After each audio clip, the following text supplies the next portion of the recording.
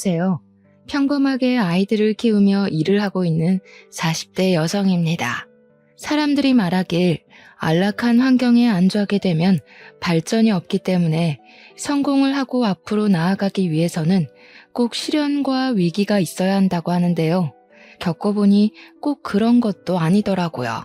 그리 긴 인생을 살아온 것은 아니지만 부모에게 버림받고 인생의 모든 쓴맛을 다 맛본 결과 견디기 힘든 위기와 시련은 사람을 성장시키는 것이 아닌 절망의 구렁텅이에 빠지게 하는 것 같네요. 가끔은 지금의 삶을 만족하는 것과 별개로 부모에게 버림을 받지 않았다면 더 나은 사람이 될 수 있지 않았을까 싶기도 합니다. 하지만 이미 지난 과거를 되돌릴 수는 없기에 지난날 부모에게 받지 못한 사랑을 자식들에게 최대한 나눠주려 노력하고 있어요. 오늘 말을 꺼내는 것도 고통스러운 과거를 사연으로 보내는 이유 또한 저와 비슷한 처지인 시청자분들에게 조금이나마 위안이 되고자 해서죠. 그럼 지금부터 힘들었던 지난날에 대한 이야기를 꺼내보려고 합니다. 모두들 저의 이야기에 귀를 기울여주세요. 식탁에 키가 닿지 않았던 꼬꼬마 시절부터 저는 혼자서 밥을 차려 먹는 것이 당연했어요. 어머니가 돌아가시고부터 아버지께서는 남아있는 자식인 저를 사랑과 정성으로 아껴주시기보다 자신의 마누라를 잡아먹는 천덕꾸러기로 생각하셨거든요. 어머니가 돌아가신 후부터 평소에도 술 마시는 것을 좋아하시던 아버지는 알코올 중독자 수준으로 술에 절여진 채 생활을 하셨습니다. 술에 찌든 채 집으로 들어올 때면 너 같은 건 태어나지 말았어야 한다는 폭언을 꼭 한마디씩 하셨고요. 사람의 온기 없는 집에서 그 어떤 어른의 사랑도 받지 못하고 눈칫밥을 먹어서일까요? 어느 순간부터 또래 친구들 사이에서도 학교 선생님들 사이에서도 의기소침하고 어두침침한 아이로 취급받게 되었어요.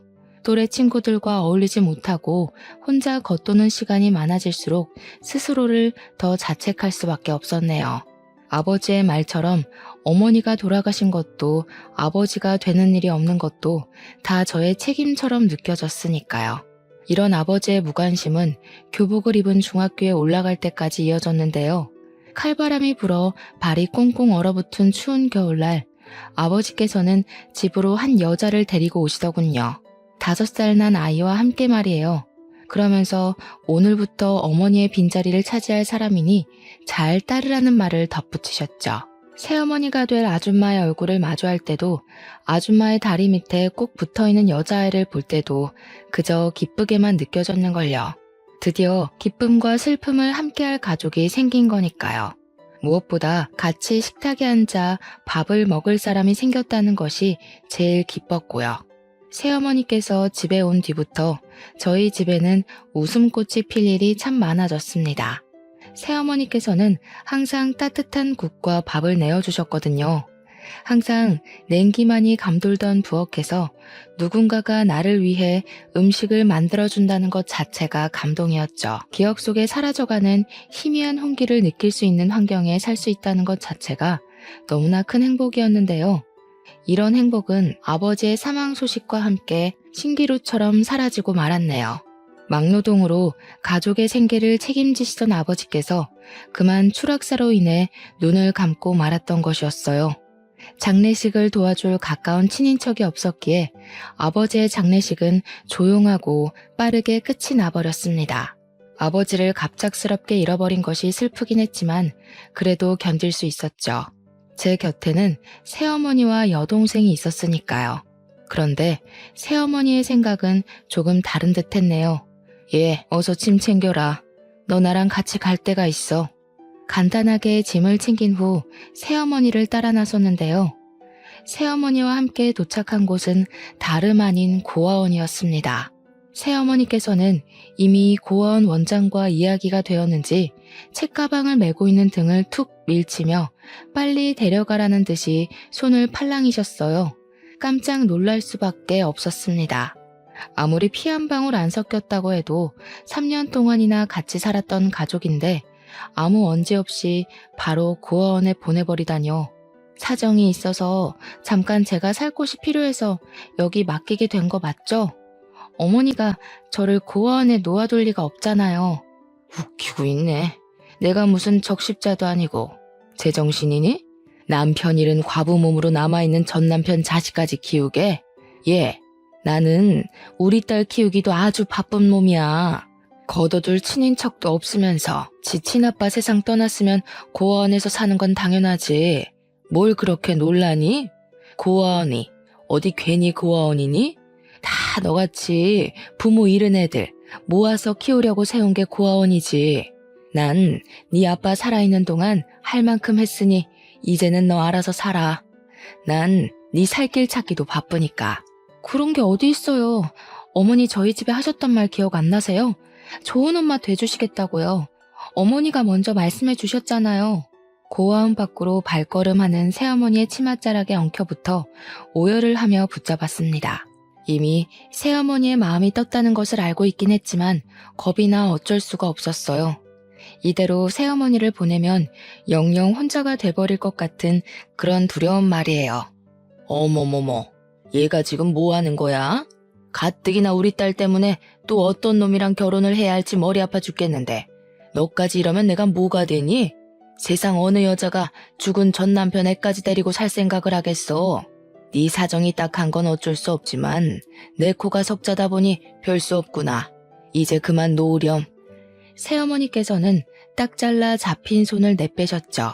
어쩔 수 없이 고아원 생활을 시작해야 했고요. 워낙 성격 자체가 살갑지 않고 내성적이다 보니 또래들과 어울려야 하는 고아원 생활은 지옥과도 같았어요. 그리고 새어머니가 갑작스럽게 떠난 이유를 알고 난 후 더 큰 지옥이 찾아왔네요. 새어머니께서는 아버지께서 남긴 사망보험금을 모두 가로챈 뒤 도망쳤다는 걸 알게 돼 버렸거든요. 자식에게 무신경한 아버지였지만 그런 아버지조차 없이 천혜의 고아가 되자 막막함은 이루 말할 수가 없었습니다. 무엇보다 새어머니에 대한 배신감이 제일 컸죠. 물론 피 한 방울 안 섞인 남의 자식을 고아원에 맡기는 것은 어쩔 수 없는 일이지만 아버지가 남기신 사망보험금을 모두 가로챈 것은 그것과 별개의 일이잖아요. 심지어 자식의 몫으로 나온 금액까지 몽땅 챙겨서 달아나다녀. 당장 새어머니를 찾아가 따지고 싶었지만 현실적으로 그럴 여건이 안 됐기에 더욱 현실에 낙담할 수밖에 없었는데요. 새어머니는 아버지가 남긴 보험금으로 잘 먹고 잘 사는데 나만 이렇게 고아원에 남아 처절하게 살고 있다고 생각하니 더 이상 이렇게 살면 안 되겠다는 생각이 들더군요. 그래서 마음을 고쳐먹고 열심히 살기로 결심을 하게 된 것이죠. 현재 할 수 있는 것은 공부밖에 없었기에 아무리 힘든 일이 있다고 해도 악착같이 이를 악물며 공부를 하게 되었네요. 그것만이 암흑 같은 현실을 벗어나게 해줄 유일한 탈출구 같았으니까요. 이런 노력 덕분인지 성적은 가파르게 치고 올라가 전교권에 들게 되었습니다. 그리고 얼마 안 가 후원도 들어오기 시작하더라고요. 저의 사정을 딱하게 생각한 모 대학교의 교수님께서 성인이 된 후 자립을 할 때까지 후원을 해주기로 약속을 하셨거든요. 교수님께서는 한 달에 한 번 고아원에 방문해 도움이 될 만한 이야기도 해주시고 꿈도 못 꿔볼 경험도 하게 해주셨기에 더욱 힘을 내어 공부를 하게 되었네요. 교수님의 정성에 보답하고 싶다는 생각이 들었는걸요. 공부를 하며 힘든 순간은 불쑥불쑥 찾아왔지만 그때마다 교수님이 베풀어 주셨던 은혜를 생각하며 공부를 놓지 않았고 그 결과 서울에서 내노라는 명문대학교에 입학을 할 수 있었답니다. 대학교에 간 후 교수님께서는 제 손을 꼭 잡아주시며 그동안 고생했다고 따뜻한 위로의 말을 건네주셨습니다. 그 후로 교수님의 집에 자주 드나들며 교수님의 가족분들과 허물없는 사이로 지내게 되었죠. 교수님의 집에서 한 번도 경험해보지 못한 화목한 가정의 분위기를 느끼며 염치 없지만 교수님의 가족이 되고 싶다는 터무니없는 상상을 하기도 했는데요. 놀랍게도 하늘은 이 어처구니 없는 소원을 이루어 주시더라고요. 같은 학교에 재학 중이던 교수님의 아들이 진지한 만남을 제안한 것이었죠. 만남을 시작했을 때만 하더라도 덜컥 겁이 났어요. 교수님께서 아들과의 교제를 반대할 수도 있는 거잖아요. 하지만 이런 걱정과는 달리 교제의 사실을 알리자 교수님께서는 저희의 사이를 흔쾌히 허락해 주더군요. 너그러운 마음으로 저희의 사이를 이해해 주신 교수님 덕분에 저희는 대학교를 졸업 후 행복한 마음으로 결혼식을 올릴 수 있었고요. 그렇게 결혼식을 올린 후 저희 부부는 시어머니의 집에서 살림을 시작하게 되었죠. 대학원을 진학해 교수로서의 꿈을 꾸는 남편과 다르게 대학교를 졸업한 후 저는 바로 학원 강사로 취업해 아이들을 가르치게 되었는데요. 시어머니께서는 학생들을 가르쳐 본 경험이 있어서인지 출퇴근하는 것을 이해해 주시며 직접 아침을 차려주시기까지 하셨어요. 급하게 준비를 하고 나가야 할 때면 시어머니께서는 토스트를 입에 물려주기도 하면서요. 시누이 또한 여동생처럼 대해주셨기에 더할 나위 없이 행복한 나날의 연속이었네요. 그러던 중 결혼한 지 3년이 지나고 아이가 생겼습니다. 시댁 식구들은 뛸 듯이 기뻐했고 시어머니께서는 임신을 한 몸으로 집안일에 일절 신경을 쓰면 안 된다고 말씀하시며 가정부를 구해주기까지 하셨어요. 친가족에게조차 받아본 적 없는 사랑을 받고 나니 참 여러 감정이 스쳐가더군요. 시댁 식구들이 아니었다면 평생 동안 가족에게 사랑받는다는 것이 어떤 건지 모를 수도 있는 거였잖아요. 솔직히 피 한 방울 안 섞인 며느리를 이 정도까지 챙겨주는 시댁 식구들이 드물다는 것을 아니 더 감사하게 느껴졌습니다. 하지만 남편이 직접 고용한 가정부의 얼굴을 보는 순간 앞으로 창창할 것 같았던 앞날에는 먹구름이 끼기 시작했네요. 가정부는 다른 누구도 아닌 새어머니의 딸이었거든요. 시간이 오래 지났지만 새어머니를 빼다 박은 생김새 때문에 한눈에 알아볼 수 있었는걸요. 여동생 또한 저를 알아본 눈치였는지 굳은 표정으로 가족들 몰래 만나자는 말을 했죠. 너희 엄마가 내 몫으로 남겨놓은 아버지 보험금까지 다 가지고 도망간 거 모르지?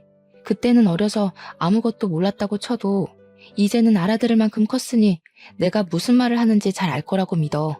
물론 너는 아무런 잘못이 없기는 하지만 우리 아버지 돈까지 훔쳐 달아난 사람의 딸을 가정부로 들여서 얼굴 붉히며 살고 싶지는 않거든.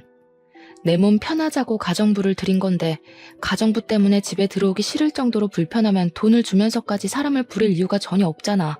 안 그래?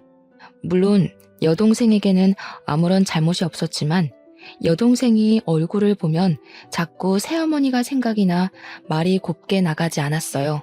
집에서 일하는 여동생을 보면 자꾸만 불편한 마음이 들어 태교해도 안 좋을 것 같았고요. 엄마가 언니한테 상처 줬던 건 내가 언니 집에서 일하면서 몸으로 갚을게. 그러니까 제발 내쫓지 말아줘, 언니. 엄마 병원비도 해도 한 달에 몇백씩 깨지는데 여기서 일 못하면 나 진짜 사채빚이라도 끌었어야 할지도 몰라. 아픈 곳 없이 정정하시던 분이 왜 병원 신세를 지시는 거야? 지병도 없으셨잖아. 그것도 옛날 말이지. 내가 이만큼 클 동안 시간이 많이 지났잖아. 사실 새아버지 돌아가시고 나서 우리 모녀 고생만 하면서 살았어.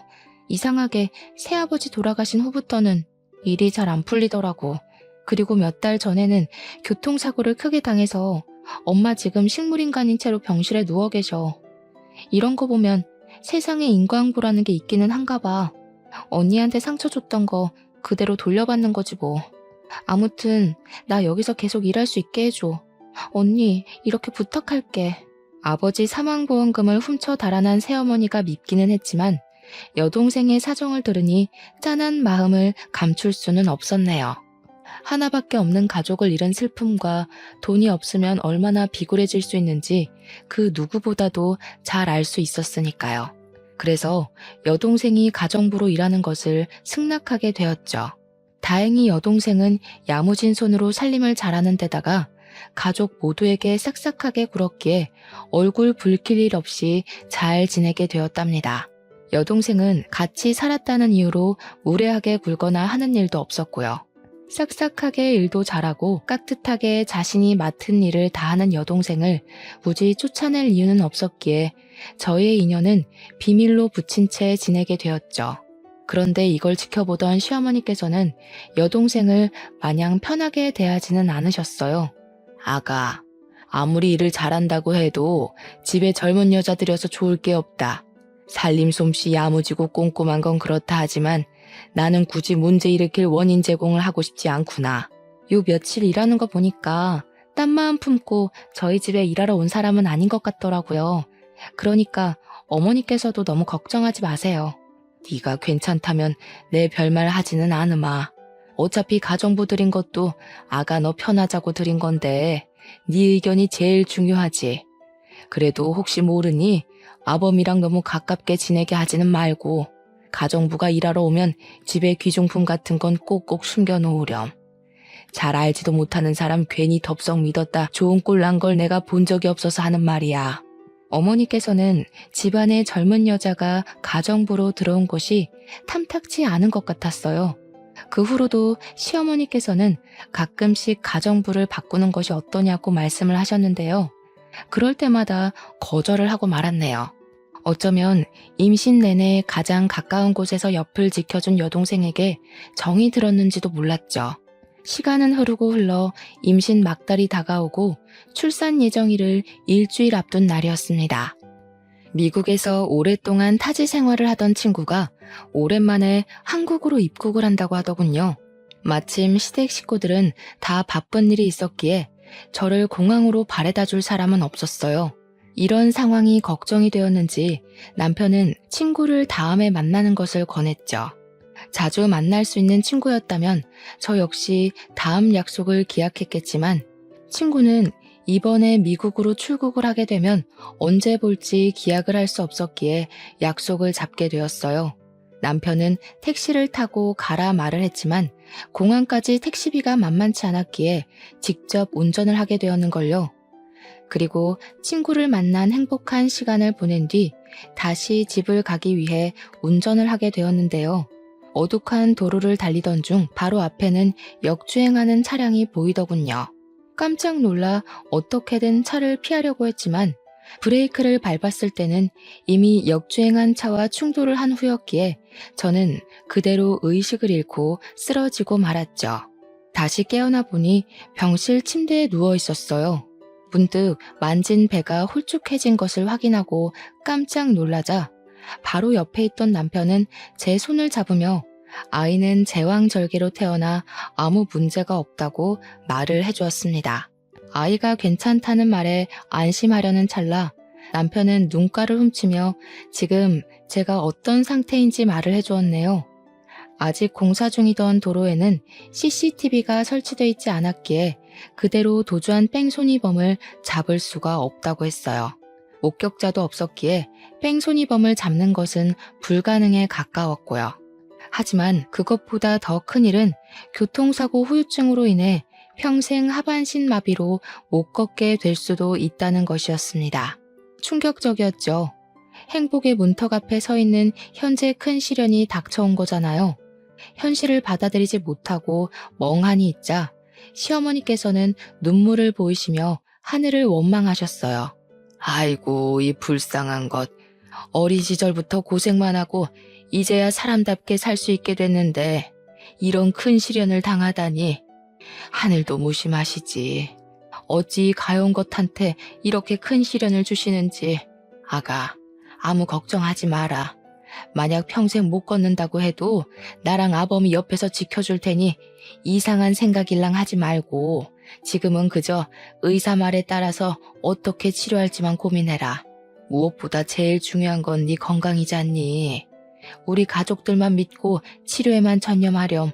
아이고 불쌍한 우리 아가 이를 어쩔꼬. 시어머니께서는 아무 걱정하지 말고 치료에만 전념하라 말씀을 해주셨는데요. 그 말씀이 참 큰 힘이 되더라고요. 30년이란 시간을 살면서 한 번도 스스로를 먼저 생각하라고 말씀해 주신 어른은 안 계셨거든요. 곁에 아무도 없는 예전에 이런 큰일을 당했다면 하늘을 원망하며 삶을 포기했겠지만 든든하게 곁을 지켜주는 시댁 식구들이 있었기에 살아갈 용기를 낼 수 있었네요. 시어머니와의 면회가 끝난 후 병실로 찾아온 여동생 또한 저의 상태를 누구보다 걱정하며 치료를 하는 동안 힘이 되어주겠다 말을 하기도 했습니다. 언니가 다시 일어설 수 있을 때까지 내가 언니 곁에 있으면서 많이 도와줄게. 언니가 베풀어준 은혜 덕분에 다시 힘을 낼 수 있게 됐는데 나도 언니한테 도움이 돼주고 싶어. 비록 혈연적인 관계는 아니었지만 여동생은 다리가 나을 때까지 곁을 지켜주겠다고 약속을 하였고, 여동생이 걱정 어린 말과 도와주려고 노력하는 행동을 보고 있자니 가슴이 징하게 아려왔습니다. 어떻게든 옆을 지켜주려는 여동생에게서 가족의 정을 느낄 수 있었으니까요. 그 후 여동생은 자신이 한 말을 지키려는 듯이 스스로 간병인 역할을 자처하며 큰 힘이 돼주었어요. 화장실을 가거나 샤워를 하는 등 사소한 것까지 불편하지 않게 도와주었죠. 옆에서 있는 듯 없는 듯 손과 발이 되어 도움을 주는 여동생 덕분에 재활치료에 전념할 수 있었는걸요. 물론 시댁 식구들 또한 많은 힘이 되어 주었고요. 그렇게 많은 사람들의 도움 속에서 저는 불과 6개월 만에 다시 걸을 수 있게 되었네요. 어떻게 보면 하반신 마비가 와 인생에서 제일 큰 절망 속에 갇혀 힘든 나날을 보낼 수도 있었지만, 옆에서 힘이 되어주는 가족들과 하루가 다르게 커가며 기쁨을 주는 딸아이 덕분에 오히려 가장 행복한 시간을 보낼 수 있었어요. 그리고 이런 행복한 시간들 덕분에 힘을 내어 다시 학원에 복귀하여 강사로 일을 할 수 있었죠. 다시 학원에 복귀한 뒤로는 쭉 바쁜 나날이 이어졌어요. 학원에 복귀를 하자 반가움을 뒤로하고 부족한 강사 자리를 메꾸기 위해 눈코 뜰 새 없이 바쁘게 몸을 움직여야 됐거든요. 경력이 단절되지 않고 다시 일을 시작할 수 있었던 것은 정말 기쁜 일이었지만, 그와 별개로 너무 바쁘다 보니 도저히 딸아이를 돌볼 시간이 나지 않더라고요. 그런데 참 감사하게도 이런 상황을 남편에게 전해들은 시누이가 자진해서 딸아이를 돌봐줬어요. 아이를 맡길 곳을 찾지 못해 발을 동동 구르는 동료 강사들을 보며 딸아이를 돌봐주는 시누이에게 진심으로 고마움을 느끼게 되었죠. 동료 강사들에 비해 수월하게 일을 하게 되어 동료 강사들이 걱정스러운 소리를 할 때면 말을 자동으로 아끼게 되었습니다. 그러던 중 아이가 있는 강사들과 이야기를 하던 중 베이비시터에 관한 이야기가 나오게 되었어요. 다른 사람에게 아이를 맡기는 것에 대한 걱정에 대해 토로하던 중 무의식 중으로 시누이가 아이를 돌봐준다고 말을 하게 됐습니다. 시누이한테 맡길 거면 차라리 일면식 없는 남한테 맡기는 게 더 낫지 않아요? 시누이가 애한테 무슨 짓을 할 줄 알고. 요즘에는 남보다 가족들 사이에서 애들 학대하는 게 더 심각한 문제라고 하잖아요. 그리고 아주 만약에 베이비시터가 애를 학대한다고 하면 돈 주고 부린 사람이니 자르면 그만인데, 시누이는 아니잖아요? 막무가내로 굴어도 시댁 가족이란 이유로 계속 가족 행사 있을 때마다 얼굴 부딪혀야 되잖아요. 그럴 바에는 돈 주고 사람 부리는 게 낫지. 다른 사람은 어떨지 모르지만 저희 형님은 그럴 뿐이 아니어서요. 걱정은 감사하지만 저희 형님한테 맡기는 게 더 편해서요. 딸아이도 형님이랑 조카를 잘 따르기도 하고요. 괜히 모르는 사람 집에 들여서 잘 지내는 딸한테 혼란 주고 싶지 않아요. 어머, 우리 이 선생님 이렇게 순진해서 그동안 험난한 현실을 어떻게 살았는지 모르겠네. 시댁 식구가 괜히 시댁 식구겠어요? 언제라도 남의 집 식구인 며느리한테 시짜짓 하려고 시댁 식구인 거지. 아무리 사람이 좋다고 해도 친정 식구랑은 다르죠. 이 선생님도 괜히 고집 부리지 말고 사람 부리는 거 한번 생각해봐요. 세상에서 제일 못 믿는 게 결혼한 후 남편이랑 그 집 식구들이에요. 한치 앞을 모르는 게 사람 일이라고 했어요. 지금이야 좋을지 모르지만 나중에는 어떻게 될지 모르는 일이지. 다른 일도 아니고 자기 자식 일인데 잘 생각해봐요. 동료 강사가 해주는 말을 이해 못하는 바는 아니지만 저희 시누이는 절대 그럴 사람이 아니거든요. 그래서 시누이를 막대먹은 다른 집 시누들과 똑같이 이야기하는 것이 살짝 기분이 나쁘기도 했습니다. 시누이에 대해 잘 알지도 못하면서 시댁 식구라는 이유로 색안경을 끼고 안 좋게 생각하는 거잖아요. 가끔가다 주위 사람들은 의사 집안의 시집가 손에 물 한 방울 안 묻히고 사모님 소리를 듣는 시누이가 밉지 않냐고 물어보곤 하는데요.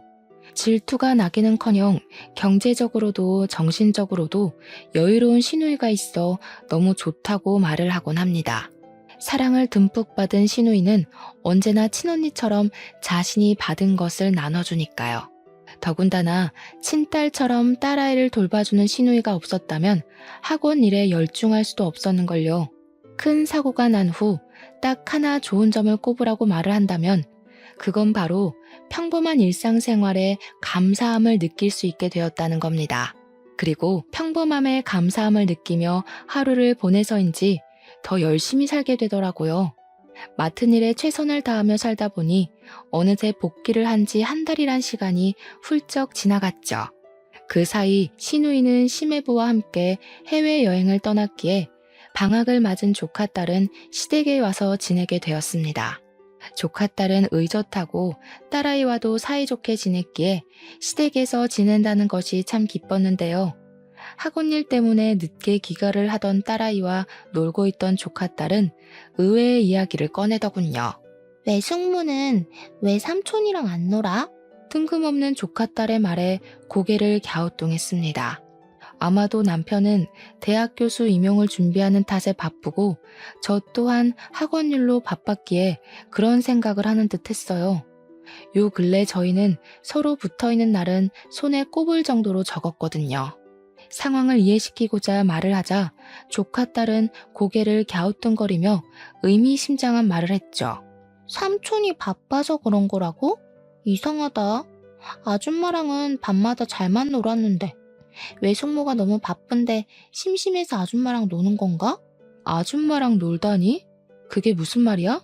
외숙모 아직 몰랐어? 삼촌 밤마다 밥 주는 아줌마랑 나와서 노는데. 조카딸이 말하는 밥 주는 아줌마는 제 여동생이 확실했습니다. 밤마다 여동생과 남편이 만나다니 의문점이 드는 것이 한두 가지가 아니었어요.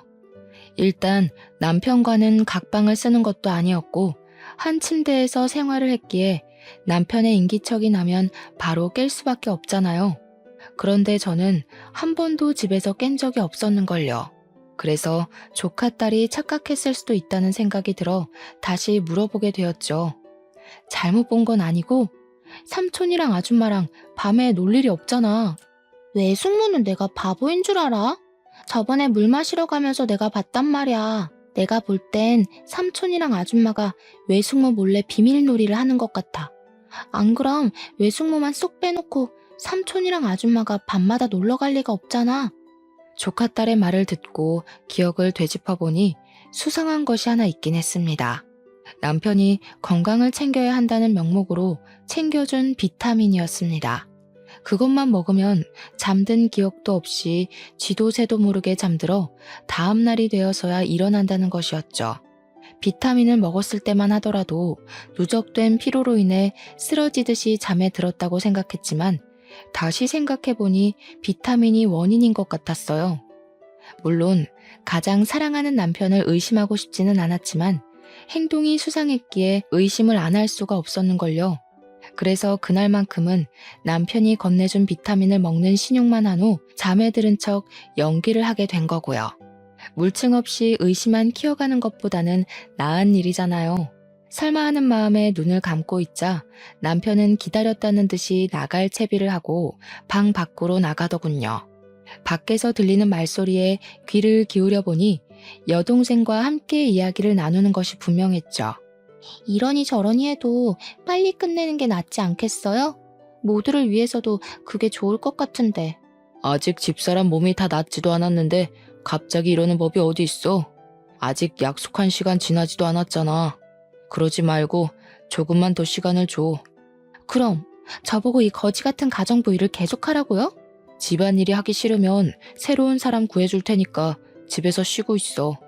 그 후 일은 내가 알아서 할 테니까. 아이고, 내가 집에 없으면 그 사이 어떤 일이 일어날 줄 알고 쓸데없는 소리 하지 말고 따라 나와요. 시간 없으니까. 목 끝까지 이불을 덮고 있는데도 한겨울에 발가벗겨져 있는 것처럼 소름이 싹 돋았어요. 그동안 남편과 여동생은 저의 눈을 속여가며 밤마다 만났다는 것이 분명해졌으니까요. 가슴에서는 우라통이 터지고 몸은 꼼짝할 수 없을 만큼 무거웠지만 두 사람의 비밀을 알게 된 이상 손 놓고 바보처럼 있을 수만은 없었습니다. 그래서 황급히 침대에서 일어나 두 사람을 뒤따라 나간 것이죠. 다행히 밖으로 나가자 두 사람은 한 번 시작한 말다툼으로 인해 아직 출발을 하지 않고 있었습니다. 덕분에 저는 수월하게 택시를 타고 두 사람을 따라갈 수 있었고요. 남편과 여동생이 타고 간 차를 따라가는 동안 주먹을 쥔 손에서는 흥건히 땀이 났죠. 남편과 여동생이 도착한 곳은 허름한 주택들이 모여있는 빌라촌이었는데요. 택시에서 내리기도 전 두 사람은 빠르게 차에서 내려 바로 앞에 있는 반지하 빌라로 걸어 들어갔어요. 그걸 보고 있자니 마음이 급해져 저 또한 종종 걸음으로 뒤를 따랐고요. 택시에 내릴 때만 해도 마음이 급해져 걸음이 빨라졌지만 막상 반지하 앞에 서니 집으로 달아나고 싶다는 생각이 들고 말았네요. 이 문을 열고 들어가면 더 이상 남편과 여동생을 예전처럼 대할 수도 소중한 관계를 이어가지도 못할 것이 뻔했으니까요. 겁쟁이라 생각하실 수도 있었겠지만 두 사람이 들어간 문 앞에 서니 그냥 모른 척하고 지낼까 생각도 했습니다. 혼자만 입을 다물면 저희 가족은 전처럼 화목하게 지낼 수 있는 거니까요. 하지만 다시 머리를 흔들어 생각을 고쳐먹었어요. 한평생 고생한 스스로를 위해서라도 거짓된 행복을 쫓는 것은 옳지 않은 일이라고 생각했거든요. 귀를 기울이자 흐느끼는 여자의 목소리가 제일 먼저 들렸어요. 집중해보니 그 목소리가 익숙하게 들리더라고요. 흐느끼는 소리 뒤로 남편이 애원하는 소리가 들렸고 그만 흥분을 주체하지 못하고 문고리를 돌리고 말았습니다. 문고리를 돌리자 잠기지 않은 문은 벌컥 열리고 말았는데요. 안쪽의 풍경에 드러나는 순간 그동안의 걱정도 두려움도 모두 잃어버리고 말았어요.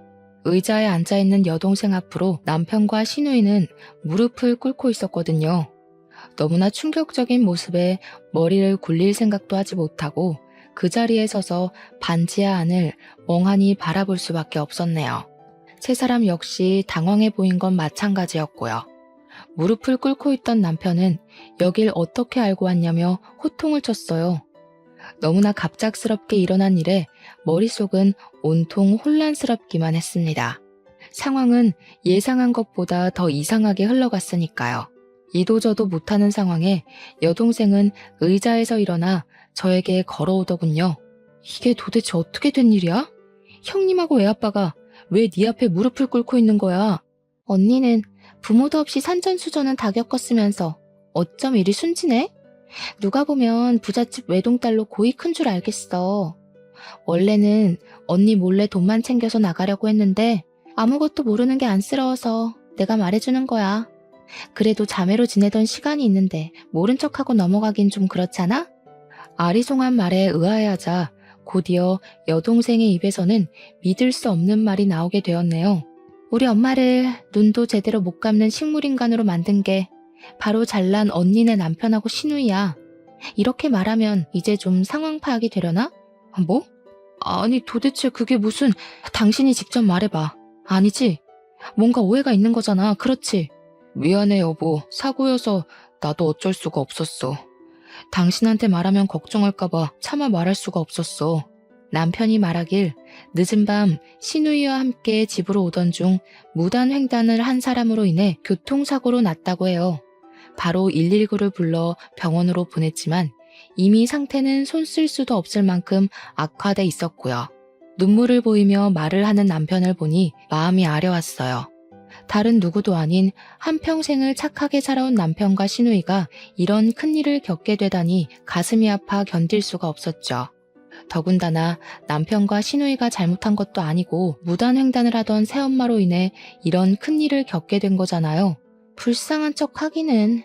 자기 때문에 우리 엄마는 병상에서 꼼짝도 못하고 누워만 있게 생겼는데 너 뒤에서 우리 남편이랑 형님 이렇게 무지막지하게 괴롭히려고 착한 척하면서 내 앞에서 알랑거렸던 거니? 같이 한솥밥 먹던 사이끼리 어떻게 이런 못된 짓을 할 수가 있어. 애초에 새어머니가 무단횡단만 안 했어도 이런 일은 없었잖아. 먼저 잘못한 사람이 누군데 왜 엄한 사람한테 화풀이를 해. 참나 기가 막혀서. 좋아. 모든 게 무단횡단한 우리 엄마 잘못이고 언니네 남편이랑 시누이는 아무런 잘못도 없는 거니 언니 남편이 일하는 대학교에 가서 뺑소니범이라고 동네방네 떠들고 다녀도 되겠네? 잘난 언니네 시누이 시댁에도 뺑소니범이라고 말해도 되고 기가 막혀 아무 말도 나오지 않더군요. 뻔뻔하게 나오는 여동생을 보고 나서야 알게 되었습니다.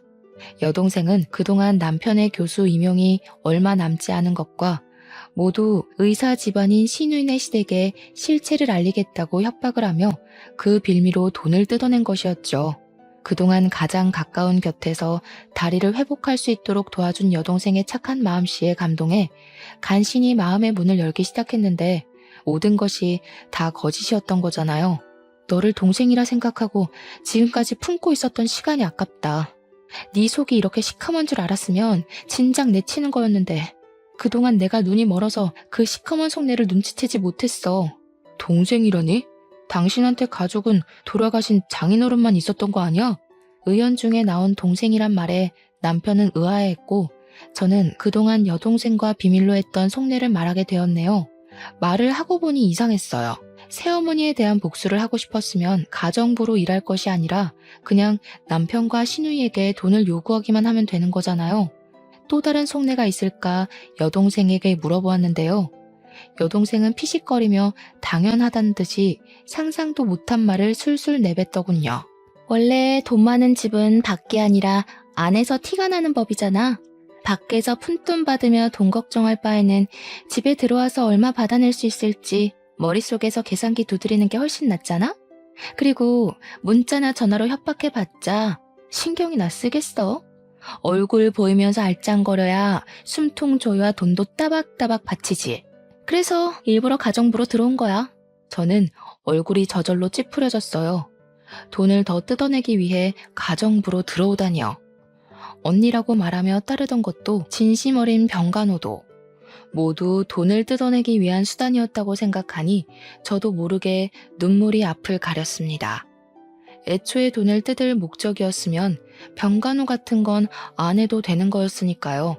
간신히 속상한 마음을 넘기고 묻자 여동생은 재활치료를 도와준 명목으로 시어머니와 친해져 재산 상태를 파악하기 위해서라고 답을 했네요. 다리 다친 까치를 도와줘도 은혜를 갚는다던데 나도 언니 다리 고쳐준 값은 톡톡히 받아내야지.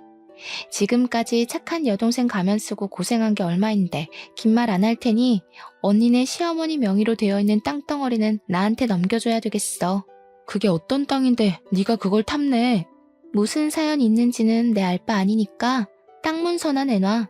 원래 자식이 사고치면 그 부모가 대신 갚는 거잖아?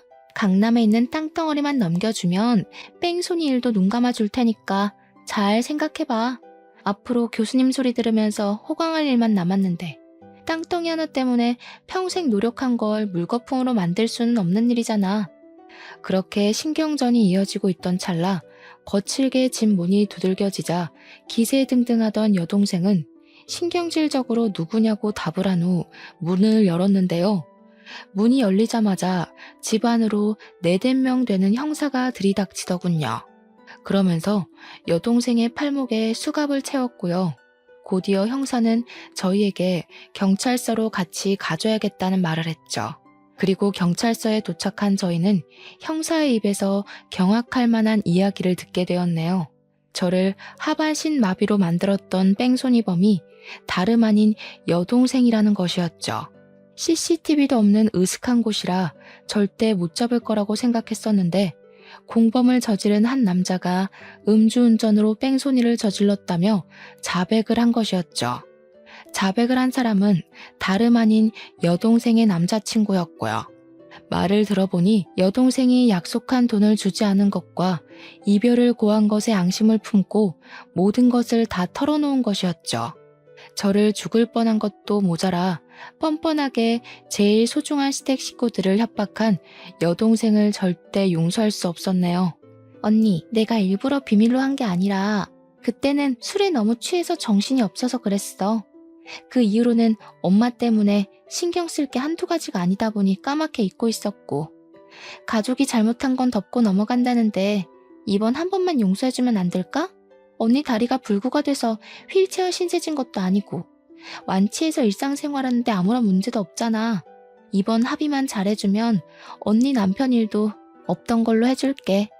물론 내 잘못으로 언니 다리가 다친 건 맞지만 내 덕분에 다시 걸을 수 있게 된 거잖아. 모든 게 다 원상 복귀된 와중에 동생을 처벌하는 건 말도 안 되는 얘기잖아. 언니, 이번만 그냥 넘어가줘. 내가 이렇게 부탁할게. 기가 막혀서 자기 엄마 내세워 돈 뜯어내려고 눈에 불을 켜고 달려들 땐 언제고. 이제 와서 선처를 해달라고? 누구 마음대로. 너 하나 때문에 고생한 걸 생각해서라도 절대 안 될 말이지. 내가 선처해주면 또 어디 가서 쓸데없는 짓거리를 하고 다닐 줄 누가 아니? 언니, 알았어. 내가 잘못한 거 인정할게. 동생이 마지막으로 하는 부탁이라 생각하고 선처 한 번만 해줘. 나 아니면 또 우리 엄마는 누가 돌보는데? 엄마가 불쌍하지도 않아? 자신의 잘못이 까발리고 난 후에야 잘못을 비는 여동생의 모습을 보니 우라통이 터졌습니다. 더 이상 여동생에 대한 정은 눈꽃만큼도 남아있지 않았어요. 당장 가족들에게 화를 끼친 진상을 눈앞에서 치우고 싶은 생각뿐이었고요. 가족들을 구렁텅이에 빠뜨린 걸로도 모자라 돈까지 뜯어내려 한 여동생을 절대 용서할 수 없었거든요. 그렇게 모든 것을 법의 심판에 맡기고 집에 돌아오게 되었는데요. 집에 오자마자 누군가 저희 집 문을 매섭게 두드리더군요. 밖으로 나가보니 식물인간으로 누워있어야 할 새어머니께서 두 발로 서서 저희를 노려보고 있었는걸요. 깜짝 놀라기도 전에 새어머니께서는 바닥에 머리를 조아리며 한 번만 선처를 해달라고 빌었습니다. 말을 들어보니 새어머니는 그동안 교통사고를 유발해 받은 위로금으로 생활을 한 모양이었어요. 새어머니께서는 모든 것을 고백하며 모든 것은 다 자기 잘못이니 여동생만큼은 제발 감옥에 보내지 말아달라고 사정을 하더군요. 남의 딸은 쓰레기 버리듯이 고아원에 잘만 버려놓고 자기 딸은 대신 감옥에 갈 만큼 소중했나 보죠? 난 절대 합의해줄 생각 없으니까 감옥에 가는 딸이 걱정되면 같이 감옥에 들어가서 말동무라도 해주세요. 어차피 아줌마도 곧 보험사기단으로 감옥에 들어갈 텐데. 뭐야? 어미가 이 정도로 고개 숙이고 들어가 줬으면 알아도 모르는 척 눈 감아주는 게 상책이지. 이래서 남의 자식은 거둬서 키우는 게 아니라고 했는데 지혜비 죽고 고아원에 간 것만 생각하지 내가 지한테 어미 노릇을 해주려고 얼마나 애를 썼는지는 생각도 못해. 한 것이라고는 고작 아버지가 계신 앞에서 방긋거리며 머리를 쓰다듬어주고 밥을 챙겨주는 정도였던 새어머니 입에서 어머니 노릇이란 말이 나오니 저도 모르게 실소가 터져나오고 말았네요. 자신의 뜻대로 이루어지지 않자 바로 본색을 드러내는 새어머니를 보며 여동생이 왜 그렇게 뻔뻔하고 아나무인이었는지 알겠더라고요. 두 모녀에게 남은 사정 같은 것은 아무 상관이 없었어요. 오직 중요한 건 자신들이 풍족하게 사는 것뿐이었죠. 남의 가슴에 피멍들게 하고 뻔뻔하게 구는 건 유전인가 보네요. 어쩜 두 모녀가 이리 하는 짓이 똑같은지. 입만 뻥끗하면 거짓말만 늘어놓는 아줌마 말은 더 이상 듣고 싶지 않으니 당장 저희 집에서 나가요. 저 몹쓸 것이 끝까지? 네, 아줌마 말대로 저는 부모도 없는 몹쓸 것이니 더한 짓도 할 수 있죠. 자꾸 신경 건들지 말고 좋은 말로 할 때 그만 가세요. 더 험한 꼴 당하기 싫으면. 이후로도 새어머니는 몇 번이나 저희 집에 찾아와 선처를 해달라 말을 했지만 상대할 가치가 없었기에 대꾸조차 하지 않았죠. 그 후 더 이상 저희 가족을 위협하는 두 모녀를 가만둘 수 없었기에 변호사를 선임해 두 사람의 죄를 낱낱이 파헤쳤습니다. 다행히 증거는 차고 넘쳤기에 두 사람 모두 법적인 구속을 피할 수가 없었어요. 새어머니는 보험 사기로 여러 사람에게 물질적, 정신적 피해를 준 것으로 인해 징역 3년을 구형받게 되었고 뺑소니로 사람에게 상해를 입힌 여동생은 보험 사기에 합심한 죄질까지 가중돼 징역 5년을 구형받게 되었네요. 물론 자신들의 이익을 위해 수많은 사람들의 눈에 눈물이 나게 한 점과 한 가정의 평화를 깨트리려 한 두 모녀에게 내려진 벌치고는 가볍다는 생각이 들기도 했습니다. 하지만 더 이상 새어머니와 여동생이 저희 가족을 건드리지 못한다는 점에서 위안을 얻게 되었는걸요. 현재 저희 가족은 지난날에 힘들었던 일을 잊고 잘 지내는 중입니다. 일이 마무리된 지 얼마 안 되었을 때만 해도 남편과 시누이는 불안한 마음을 감추지 못했는데요. 시간이 흐르자 불안함은 자연히 사라졌네요. 무사히 교수 임용을 맞춘 남편은 그날의 사건 이후 더 잘해주려 노력을 하고 있답니다. 제 덕분에 집안의 평화는 물론 잘못된 점까지 바로 잡을 수 있었다면서요. 그런데 요즘 눈치 없는 불청객은 자꾸 편지를 보내오곤 해요. 어린 날 같이 지낸 정을 생각해 출소를 한 후 자신과 새어머니가 가정부로 일할 수 있게 도와달라고 하는데요. 절대로 새어머니와 여동생을 집안에 들일 생각은 없어요. 기회란 건 과거의 잘못을 뉘우친 사람에게만 주는 것인데 악독한 두 사람에게 그 기회를 주는 건 너무 아깝잖아요. 똑같이 힘들었지만 학원 강사가 되어 평범하게 사는 저와 다르게 징역살이를 하며 자기 팔자를 꼰 새어머니와 여동생을 보니 이런 생각이 들더군요. 자기에게 닥친 시련과 위기를 어떤 방향으로 해결하는지가 인생에서 제일 중요한 일이라고 말이에요.